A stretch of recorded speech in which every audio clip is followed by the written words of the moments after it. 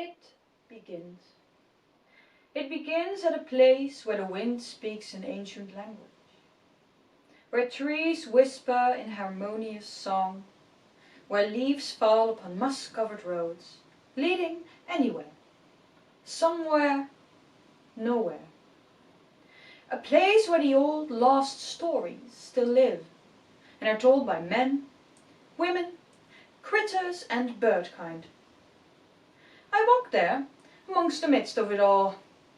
I carry the name Law, for Law was the name that was given to me by my mother whom I haven't seen in a very long time. I live here in this wilderness, in a home made from fir wood. It is creaky, it is crooked. And sometimes when the rain falls down from the heavens, droplets of water seep through the cracks of the house. Outside is a small creek with the clearest water. It is fresh and sometimes freezing. This water is alive. I can feel it moving between my fingertips as I dip them into the stream, as if it carries a heartbeat on its own. Next to the creek lives a weeping willow tree. She is tall and wise. When I am in need of wisdom, she speaks to me and guides me. Not far from home, there is a marshland inhabited by the dragonflies, frogs and mysterious creatures that lurk in the peat. They're not unkind, but one must be cautious when encountering the marsh. Beyond the marshlands there is a forest, a deep, thick, dark forest. It has a ruler, a treacherous creature, a trickster, a dream walker, the Raven King. He's not very fond of visitors and can be cruel and dangerous. Beware of the dark forest, the other creatures say, and I beware and never travel there. Today was a day like any other. I had gathered my food, I had bathed in the creek, and then prepared for a fire in the hearth of my little creaky crooked home. Now the night had fallen, like a blanket embracing me gently, and thousands, no, millions of stars. I did not fear the nights, for the nights were gentle, silent and safe. My bed was cozy, the fire was crackling and eating the wood I had fed it. Fire was my friend, and fire enjoyed my company as much as I enjoyed the company of fire. We shared stories, fire and I. Every evening we told one another of great adventures, great legends, and sometimes even song. And then I slept. I dreamt. I saw many lights, red, blue, yellow, and noises of strange machinery, people's voices and laughter. And then I heard my mother's voice. "Wake up," she whispered softly. "Wake up," it repeated in a fading tone. A sudden jolt ran through my body, awaking me violently. I breathed. I was startled by the sudden sensation. What had happened? I had dreamt of a place I'd never seen before. The following day I tried to carry on with my daily chores, but the dream kept nagging me. I couldn't even take a single bite of my porridge, and barely managed to fall asleep. My head twisted and turned, and when I finally did sleep, the same dream appeared once again. And the following night, again. This had to mean something. Perhaps the weeping willow tree knows. Yes, she knows many a thing. She might know why I dreamt this. I got out of bed. The morning sun had already risen, and glistering morning dew had formed on the blades of grass. I stopped at the foot of the weeping willow tree. "Oh, wise Grandmother Willow, it is me," Lord, hear my call, hear my plea.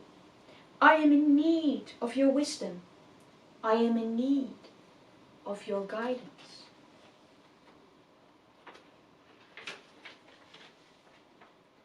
The weeping willow answered. Her leaves started to whisper in the wind. My dear child, I hear you. Speak to me.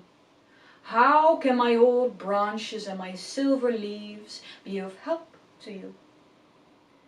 Grandmother Willow, the last few nights, the same dream kept returning to me, over and over again. Of noise and light from a world unknown, I heard the voice of my mother, and a scare that would startle me awake. Oh, my dear child, this is not a mere dream. This is something else, something worrisome, something strange, something that is tied to your destiny. Destiny? What do you mean, Grandmother Willow? I am afraid I do not know the answer to this, but I do know of a creature who does, a name we do not speak often, for he could hear, for he could listen, a creature of trickery and darkness, a dream walker, the Raven King. But Grandmother Willow, he is not to be trusted. It is true, yes, but it is he who can travel between worlds and realms, and it is he who has the answers you seek. However, you must gift him a present, or else he will lure you into vicious traps if you do not. For the Raven King requires a sacrifice for his duties. Then I will find him. I will go to him. I thank you, Grandmother Willow. Be careful, my child. I made my way to the creek and gently lowered my hand in her cold stream. The creek spoke to me. She had heard the conversation between the weeping willow and me. Please, take this gift with you. It is a stone, rounded and shaped over countless millennia. And from the bottom of the creek, I pulled up a shiny round stone. It was the clearest of quartz I had ever seen, as if made from her waters itself. I thank you, creek. And so I went on my way on a journey towards the Raven King. I encountered the marsh. One must be cautious in the marsh, for one wrong step could suck you in the peat and you would not be able to escape. The swamp was covered in fog and getting lost was easy, but I knew the swampy marsh, and I found my way between the grass pools, the deep puddles and the creaking frogs. Exhaustion overcame me, and I stopped my wanderings in order to catch my breath. All of a sudden, the grass pole I was standing on started to move. I tumbled backwards. The round stone fell out of my pocket into the marsh. A green creature with long green legs and a back covered in grass appeared before me. Hee-hoo-ha! It is I, the stray sod. You have placed your feet on my back, and this will have a cost. I will make you lost. Hee-hoo-ha! The creature said gleefully. Oh no, why would you do such a thing? Now my stone is lost, and I as well. Hee-hoo-ha! If you ever step on me, there is a rule that breaks you free. Hee-hoo-ha! The stray sod is a fairy kind. The trick to break their spell is to wear one's clothes inside out. And so I pulled my clothes over my head and wore them inside out. The surroundings looked familiar again, and I could find my way. Unfortunately, my stone had been lost in the marsh, but perhaps the Raven King is a kind king after all, and will help me, without a cost. And thus I continued my journey towards the dark forest. Upon entering these dark woods, I was overcome by a feeling of dread. It was cold and lonesome. I had reached the center of the forest and decided to call for him, the Raven King. "O King of Ravens, I call thee forth. It is I, Law. Hear my plea. I am in need of your guidance." Within the shadows a figure appeared, a tall man with sharp features and dark eyes, covered with a coat of feathers. He spoke in a low tone of voice. "Who dares to call upon the Raven King? Who dares to set foot in my kingdom? Is it you, girl? How brave! Speak! What is it that you want?" The trees rumbled at his speech. "I had a dream about red, blue and yellow lights, noises of people and the voice of my mother telling me to wake up. I want to know what this means."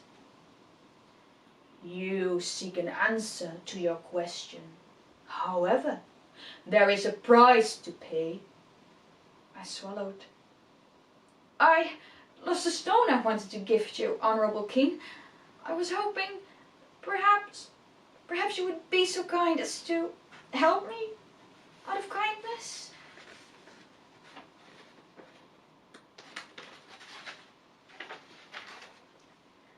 The Raven King laughed.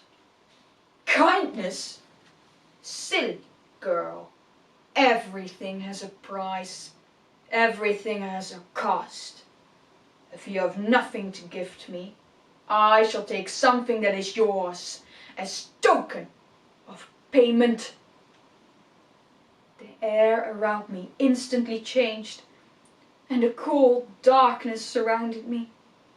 Before I could comprehend what was happening, it was already too late. For he took by force. He took what was pure. A sharp pain shot through my head. The agony was too much to bear. My skin was burning and I felt my hopes slip into a dark and endless abyss. Is this the end? Will this be how my story ends? In pain? In fear? I closed my eyes and I tried to think of home, but home was not where my mind was taking me. No, I was someplace else. A world with red, blue and yellow lights. And it all became clear to me now. "Law! Law!" My mother's voice rang. "Call me when you go home, okay?" she said in a worrisome tone. "Yes, Mom, I will." I jumped on my bicycle and proceeded to make my way to school. I rode through busy streets with rows and rows of cars, people crossing the lanes without watching. The canals I passed were already crowded with boats of tourists. This was a city, and I lived here. I hate this place. I hate this country of concrete. Nothing here is real. Nothing here truly matters. Someday I will go. I will run away to a place where nature is still wild, where mountains and rivers rule. My mother laughed. "Make sure to finish school before you do," she had said. This was my life. This had been my life. In busy city streets, in a country of concrete. "Law!" I heard a voice scream out to me across the road, and when I turned my head, I saw them. 2 yellow lights, and then darkness. I saw myself in a bed, and cables and machinery, and I saw her, my mother. She sat at my bedside.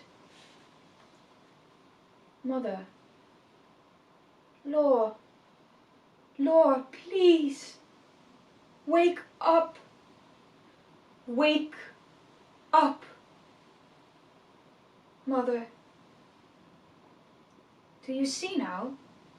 I heard a sudden kind voice asking me. I was no longer in the room with myself. I was no longer in the presence of the Raven King. I stood on a seaside shore, watching the sunset. The voice began again. Do you understand now? Yes. Now what will your choice be? Will you return? Or will you choose to go? I stopped. I took a deep breath. Mother, I whispered.